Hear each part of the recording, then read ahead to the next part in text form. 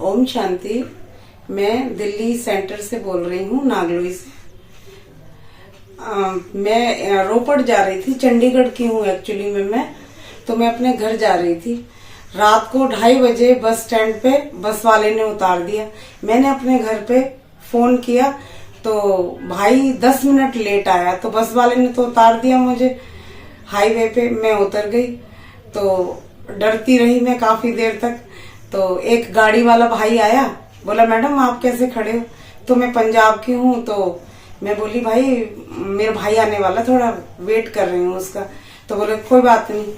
तो इतने में वो भाई चला गया आगे को।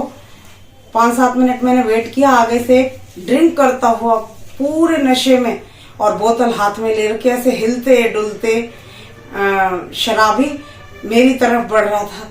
और मुझे देख के एकदम इतनी मैं घबरा गई उसे। पर मैं तुरंत बाबा को इमर्ज किया। बाबा हे 1000 भुजाओं वाले, तू तो मेरा साथी है ना, तू ही मेरा रक्षक है, तू ही बचाएगा बाबा, मेरी हेल्प कर प्लीज बाबा, मेरी हेल्प कर। और वो कम से कम 100 कदम या 150 कदम पीछे था मेरे से। जैसे ही मैंने बाबा को इमर्ज करके और बोला ना, आगे 10-20 कदम ही बढ़ाए होंगे उसने, तुरंत एकदम टर्न करके नीचे की तरफ उतर गया।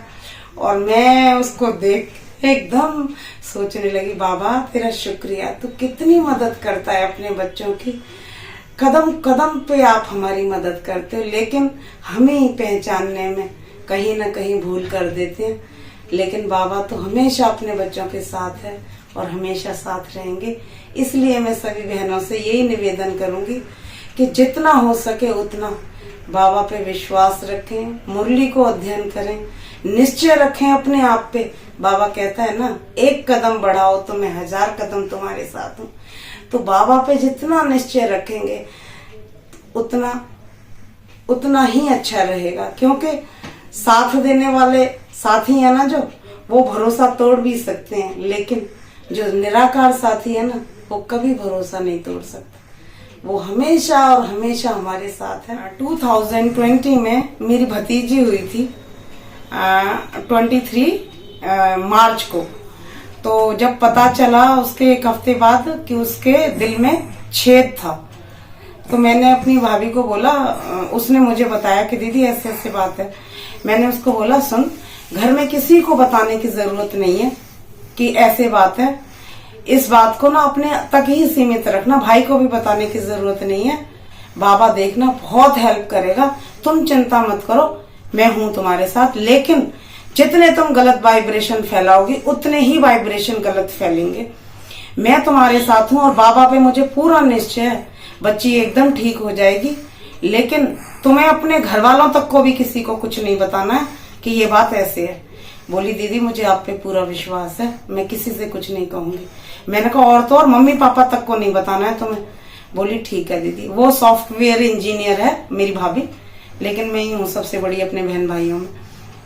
फिर क्या हुआ, धीरे धीरे 6 महीने बीते और मैं डेली सेंटर पे बस बाबा से इमर्ज करके सारी आत्माओं को, मुरली सुनने जाती जब, सारी आत्माओं को इमर्ज करके बाबा से उस बच्ची को योग का दान देती। बाबा ये आप ही की बच्ची है, आप ही की आत्मा है बाबा, इस आत्मा को सही करो बाबा। 8 साल बाद हुई थी वो बच्ची मेरे घर में। बस बाबा ने ऐसी सुनी। 6 महीने बाद डॉक्टर ने ऑपरेशन बोला था कि हम 6 महीने बाद बच्ची का ऑपरेशन करेंगे क्योंकि इसके दिल में छेद है। लेकिन बाबा ने ऐसी सुनी। 7 महीने बाद हमने उसका टेस्ट कराया और दिल का छेद एकदम बंद हो चुका था। और डॉक्टर कह रहे थे ये तो बड़ी ईश्वर का कमाल हुआ है, पता नहीं कैसा ऐसा कमाल हुआ है, नहीं तो हमने ऐसे केस बड़े कम देखे हैं।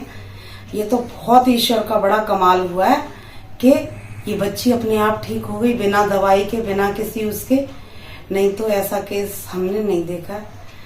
तो ये सब मेरे बाबा की कमाल है और मैं जितना धन्यवाद करूं अपने बाबा के लिए उतना कम है। ऐसे ही छोटे मेरे कितने सारे अनुभव है मेरी जिंदगी में।